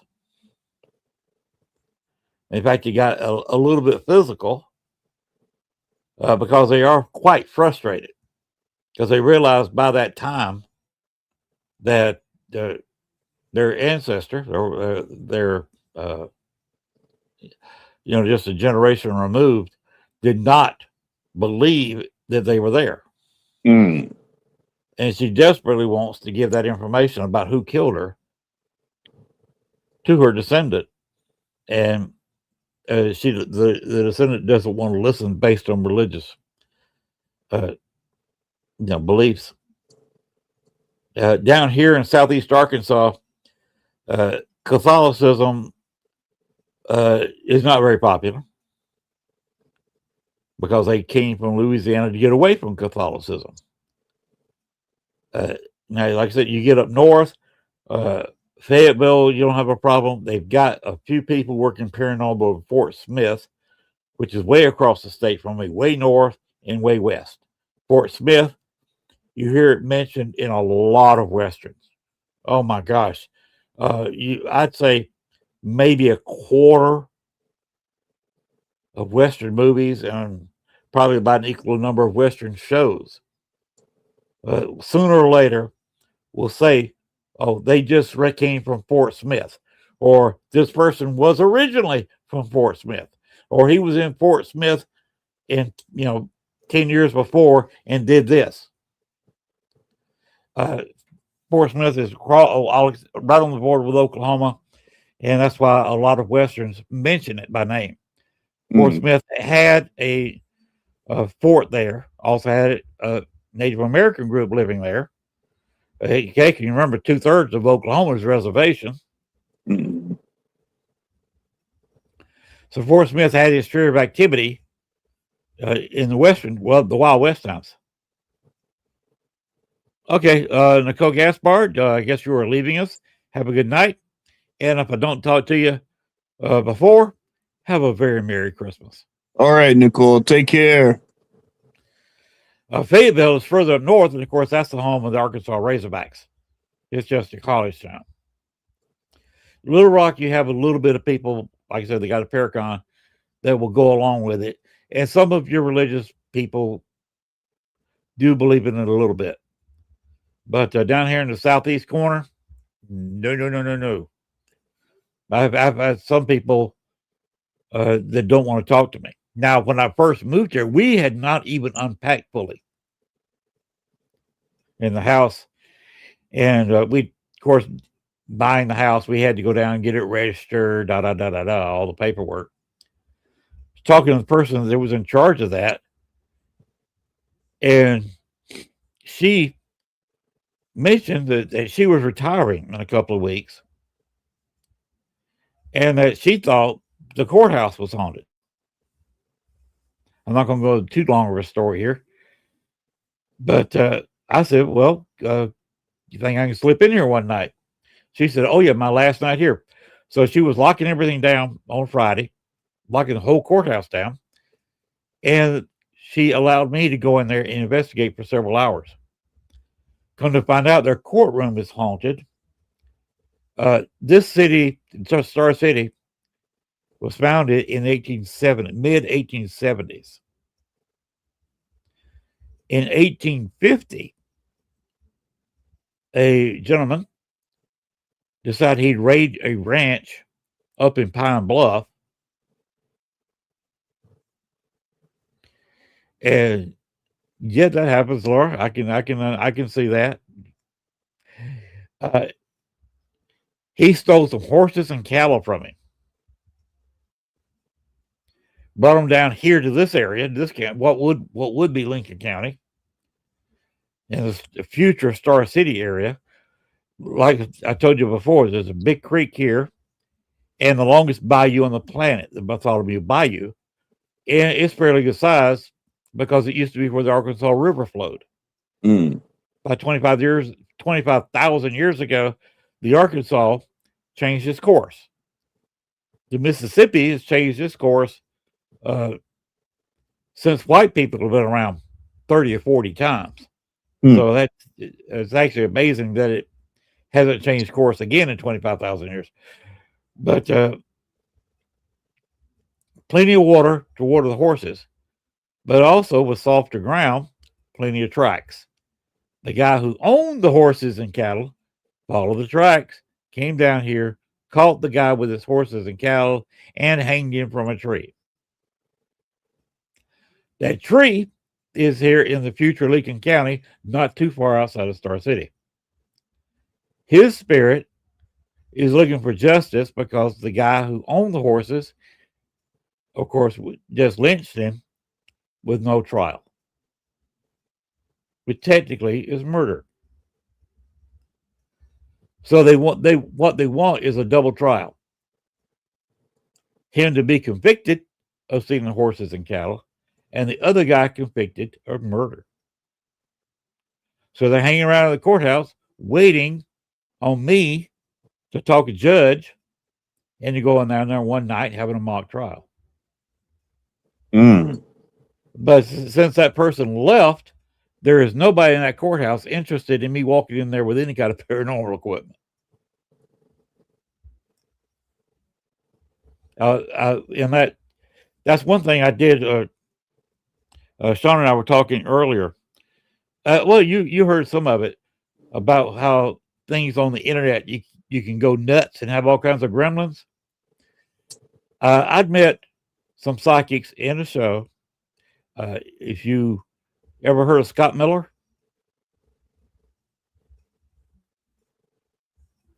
I don't know. He's done podcasting since the ability came up. He was one of the originals. He used to do a lot of ghost work, but then he had a alien experience. So now his show is about 90% aliens.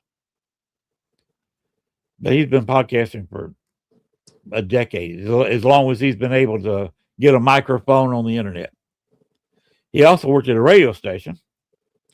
So his podcast is actually aired on, I believe, 4 terrestrial stations up there around Vancouver. He's Canadian. But I bring him up because I used to listen to his show most nights, 5 nights a week, and knew some of the psychics there. They knew I was doing an investigation. So I went to the chat room downstairs outside the courtroom and got them on and told them what I was doing. So they told me to put pennies in the seats in the courtroom so they could focus in.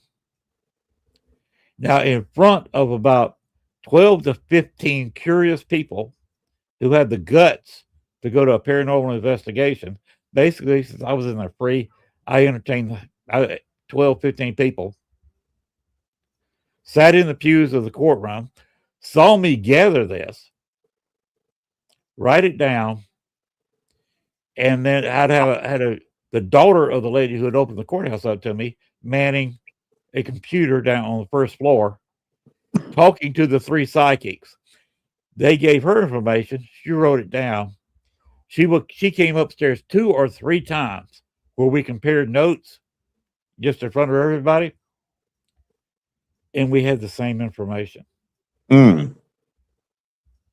Computer was downstairs. There was no speaker. I was getting information from the spirits.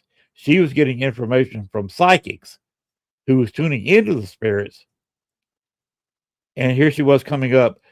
Some of the people wanted to go ahead and leave at that point because they saw it happening. Saw that she was talking right in front of them.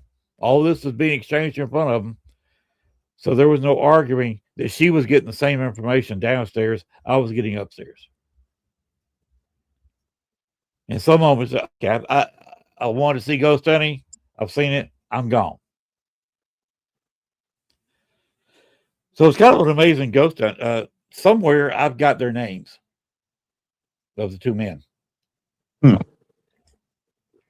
Because I got names, the year 1850, stolen horses, stolen cattle.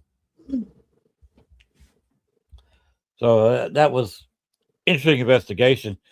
To show you a little bit of history, a horse, not a gallop, not like you see race horses at Churchill Downs or anything, but a normal that you don't see much in Western movies. Sometimes you see when they're approaching a building, the horse seems to be at a comfortable little trot.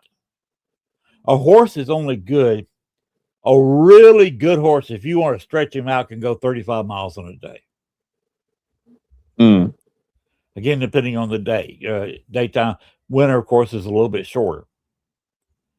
Unless you want to go ahead and stretch them out at night. But they're only good for about 35. That's about as tops. The average is about 25.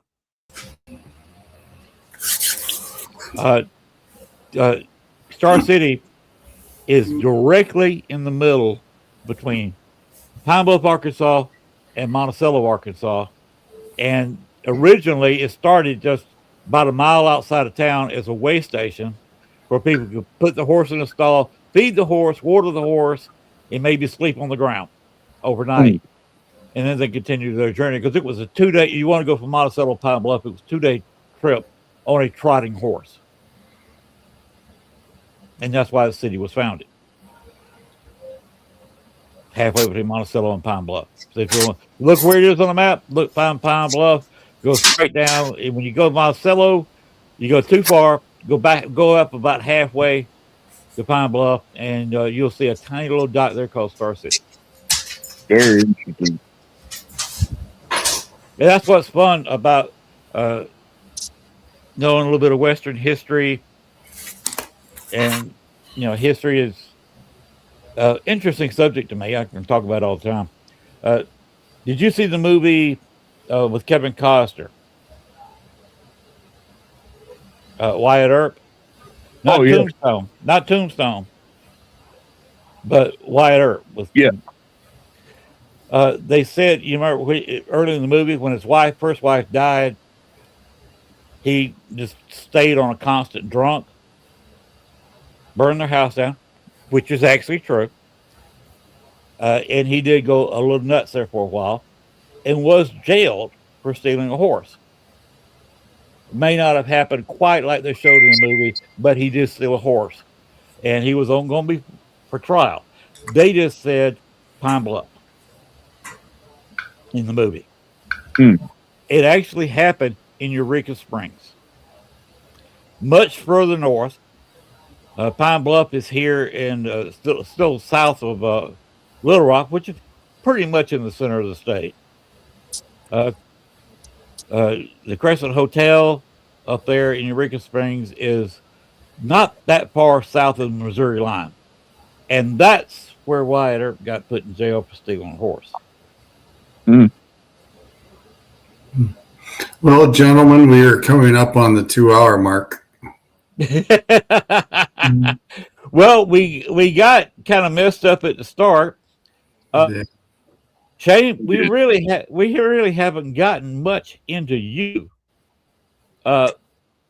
Except you said you are a bishop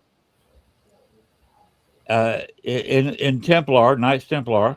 Yeah. You said worldwide organization. You got spots all over. Yes, sir. I find that fascinating. Yep.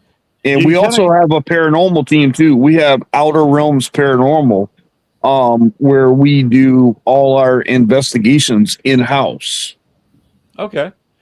Where can people find you if they want to talk to you about Angie and Shane McLain, Outer Realms Paranormal, Knights Templar, Independent Catholic Ministries. You can find any of those sites, all access. I'm a little bit of everywhere. So please, if you guys ever have any questions, you want to talk spiritual warfare with me, You want to talk paranormal, anything with me, I am an open book with it, and I'll be glad to speak with any one of you. All right. Well, Shane, I'd very much, if you come to New Orleans, I would love to get you down there. I can't say you're a guest where I think they're pretty well pulled up as far as guests goes. But if you could slip in, Latriana is a guest. They are providing her a room and other stuff. They got a contract. I'm not going to talk about that. But can you fly? I can. I would recommend you fly in, not drive a car. Parking in New Orleans is atrocious. Now, the Okay. July 31st start date, that's their slow time, which is why he's having the Paracon in the middle of the summer. Nobody Mhm. goes to New Orleans in July and August. Because you've been preacher in church. I hate to say it, but it's hotter than hell down there. Oh, yeah, for sure. 100 degrees temperature and 95, 96, 97% humidity is not a good time. I And that's live what with you it got. right here. We have the Fortunately, same kind of temperatures right here.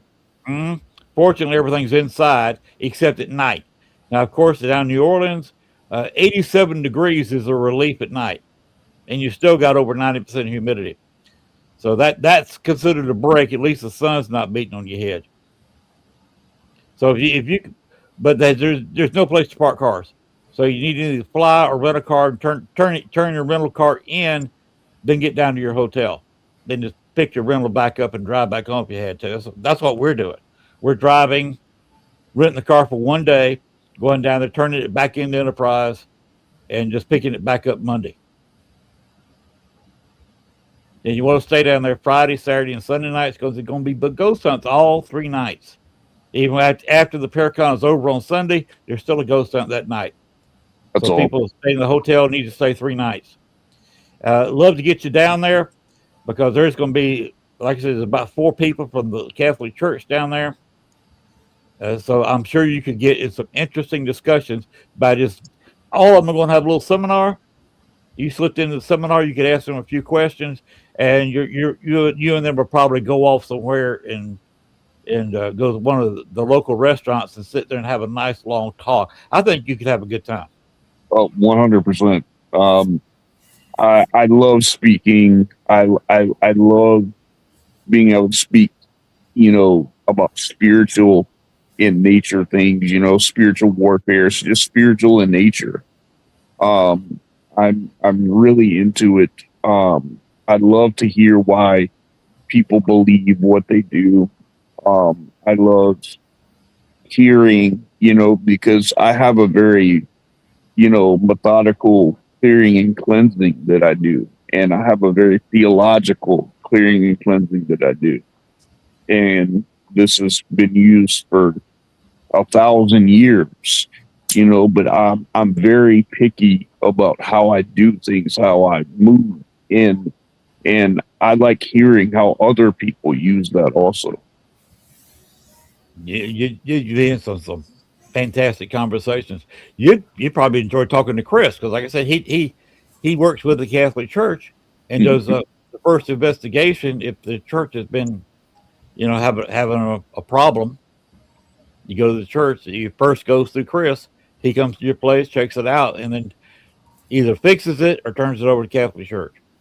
Well, see, that's a good thing about us too, is like because I have Outer Realms Paranormal. We have that nationwide paranormal with Aaron Wing. We have all those for in-house. So, but we are an independent Catholic ministry. So, we have an archbishop who's over. We have a bishop in the UK. I'm over here. So we can, if it gets into demonic activity and things like that, we can handle that here. Because once in a while in New Orleans, you do have issues because New Orleans is it's a crossroads. I compare it to Atlanta. If you anywhere in Georgia, Alabama, you got to go through Atlanta before you go anywhere. Like Yes. that's the hub, and New Orleans kind of acts like a hub for the paranormal.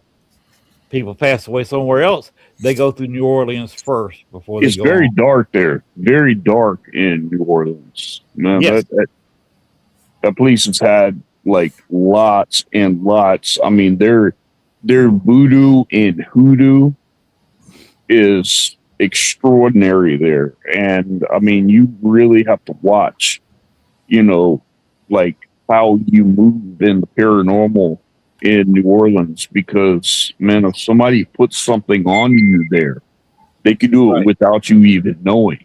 Yes. That's why when I first went down there, went by Marie Laveau's crypt, and she was a hairdresser. So I made an offering of a tie that I had tie my ponytail.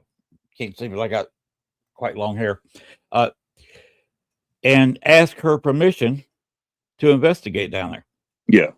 And she Yeah. blessed me with saying she would not interfere at all with whatever I want to do paranormally down there. Well, it's good. That's good. So I can get away with a lot of stuff paranormally down in New Orleans. That's good. And we've stayed at the Andrew Jackson, which is one of the destinations that the New Orleans Paranormal Society takes people to almost every night. They have a closet there, which is a storeroom. The most haunted room is the room that's above that storeroom. Nice. I was telling Sean one night that they like to play tricks with you. They'll dim the lights or raise the lights. Next thing you know, it's going up and down with the lights, like somebody's playing with the fader. Right. And it's a clean hotel, and they do rent out occasionally. But if you stay in there very long and start calling out to the spirits, open up a spirit box or something, all of a sudden roaches start appearing. Mm. Like I said, the most haunted place is actually right below there, where they go in there and open up spirit boxes 5-6 nights a week and talk to spirits there. I was down there in the spring in that room with Chris. Jennifer had already stepped away. I think I'm trying to remember if she was there or not. She was there earlier, and we were listening to voice. And this one kid that was there, we had some fun with. Public tour, obviously. He said he kept hearing the name Toby, and somebody else had said they heard the name Toby when they were inside that closet alone with a spirit box. And I said, okay, that's my fault. Because Chris said, I've never heard the word Toby here before. He said, I've been coming here 4, 5, 6 nights a week for several years. I've never heard the word Toby before. I said, that's on me. That's a friend of mine that died about 2005, 2006. So apparently he came down to New Orleans. He didn't follow me to Chicago. He didn't follow me here. He's never contacted me here in Arkansas. But there he was in New Orleans, a place he never went to in life. But there he was at the Andrew Jackson. When I investigated there 2 nights in a row several years ago, one room, a guy who was not a cast member, but a roadie for Ghost Adventures, wanted to go on a real investigation, so they told him to follow me. And of course, I sent him into a room all by himself. Typical Ghost Adventures, with a voice recorder only. He was in there for about 5 minutes and then came out screaming because he had a loud, audible growl he heard with his ears. Fortunately, he was kind of a pro about this part. He got the recording. And it is a very loud growl he got in his voice recorder. Hey guys, we're gonna have to wrap it up. 5:30 comes early for me today. Yeah, I got to be in a doctor's office at 8:15. All right, guys. Well, Len, thank you for having me on. Shane, it's been a pleasure. We could sit here all night long and talk paranormal. Yep. I hope everybody found it fascinating. We had a lot of conversation, a lot of questions in the chat room. So I appreciate all of them dropping by. I appreciate Sean working it instead of Gwen tonight. He's been really good about it. Sorry you had the problems earlier, Shane. Yeah. It's Once you bound to reset happen the to one router, of us. yeah, once you reset the router, everything was cool and Yes. didn't have any more problems. Nope. And so we ended up with a very good show, very Yes, talkative show. Hopefully this went out a whole bunch of places. People know you and I both a little bit better. Right. And I And, thank you. I thank you for having me on. I really appreciate shows like this, where you just get to know each other and stuff like that. So I mean, but thank you for having me on. It's been a blast, and I really enjoy being here. Well, I really appreciate you being on the show, and I want to thank Sean too for directing. Thanks, Sean. No problem, guys. And I'm glad you're feeling better, Shane. Thank you, brother. Thank you. I really appreciate it. Get better, Shane. All right. Wish you the best, and stay cool, and Merry Christmas. All right, Merry Christmas to y'all too. Y'all take care, okay? Go to the New Orleans Paracon.com, and you'll see everybody that's there. And by the way, that big Catholic church down there, one of the oldest Catholic churches in North America, is open for tours. They will allow you just to walk in the door and look around if you want to. Nice. It's a working church. They let you walk in there and look around and take pictures if you want. Nice. All right, guys. You guys have a wonderful night, okay? Good night. Good night, all right. Be blessed, guys. You too. Sean, let's go ahead and wrap it up real quick. All righty. Thank you to everybody who came by tonight to talk with us. Appreciate the very interesting guests that we had. And I look forward next week who did I say I was going to have? Kevin Kane. I just sent him a friend request day before yesterday. So he had some problems. His page was canceled, so he approved. I had to send him another request on his new site. So good night, Laura. So we're going to work out some details, but he just says he wants to be on the show next week. So that's next week. Yes, 2 weeks from tonight. By the way, Sean, it's going to be what I want to do is get everybody here do a show for about an hour. You get a chance for everybody on the network to come in, say what they're doing for Christmas, and wish everybody Merry Christmas, Happy New Year. And because I'm not going to do one on New Year's Eve, I don't want to do a show that night. I'm going to be busy. I got a nice quart of really quick clear liquid I'm going to be enjoying. That was a Christmas gift. It's sitting in the refrigerator right now. So I don't want to come on here drinking untaxed liquor. Well, the next 4 weeks will round off season 3 of the Eternal X Wolf Pack. And after that, I'll probably take a little break before season 4 starts. So, all right.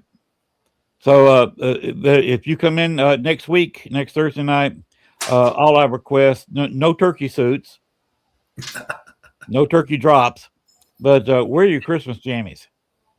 I'll see if I can find some. Or at least something that says Merry Christmas. See what I got. I'll be in my Christmas jammies and a Santa hat. All righty. All right. Have a good night. There we go. Good night, everybody. And remember, the paranormal never sleeps, but I need to. Good night, everybody. Roll will come out. All right. Here we go.